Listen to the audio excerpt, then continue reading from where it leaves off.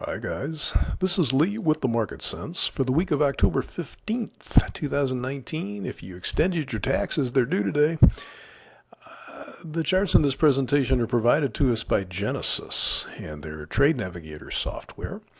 And in looking at a weekly bond market chart here, you can see this momentum indicator down here has been weak for a little while now, and they seem to be fulfilling that weakness. After this little bounce up from the exhaustion bar here, they've turned back down. The best support this week is around 162.16. They have not been there. They're just heading down. If they were going to bounce, the support should be around 160.12, and they seem to be slicing their way down through that. So that really leaves them around this 158.24 area. And I would say from this projected low down to the previous swing low here, this is the area they need to hold. You do have the mid-Keltner channel in here, so somewhere in this 158 area is a reasonable thing to look for them to hold. But if they don't, I'm really not sure this swing low can hold either. I think they might, well, at least go back down to test these highs they broke out from. We do have several things due out this week. Wednesday morning brings us retail sales, and the Fed Beige Book, their view on the economy, is announced in the afternoon. That could be big.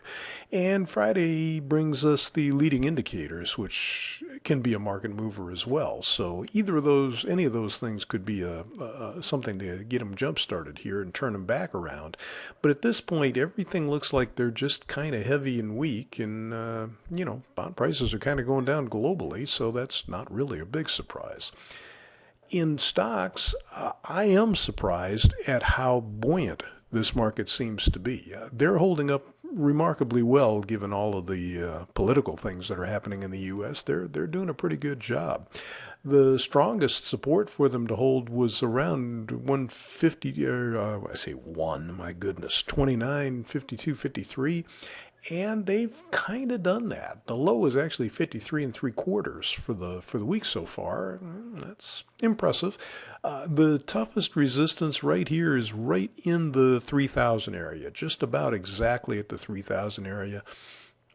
If they do manage to go above that, you've got roughly 30.15. You've got the old highs up here, 30.26. So there's a lot of resistance for them to work their way through. May not be a bad idea to look for reasons to sell in this area. However, if they can get smoking, well, new highs are new highs. There's no arguing with that. So if they get going, I certainly would step aside quickly if you were trying to sell them. I won't tell you they can't drop back down below the 2,900 area. They certainly can, and I mentioned the 3 reports we have this week that could have an impact on them. But at this point, again, I'm just rather impressed with how strongly they've held up, considering I don't know that they're getting a whole lot of really good news from anything. I mean, the trade deal, the U.S. announces it as a big deal, and China goes, yeah, we don't really have a deal. We're not signing anything. We got to work stuff out. That's not all that positive. The market reacts well anyway. Market sentiment, when they go up on bad news, well, they could really go up if they get good news then. So that's what we've got for you today. I hope you can find something profitable to get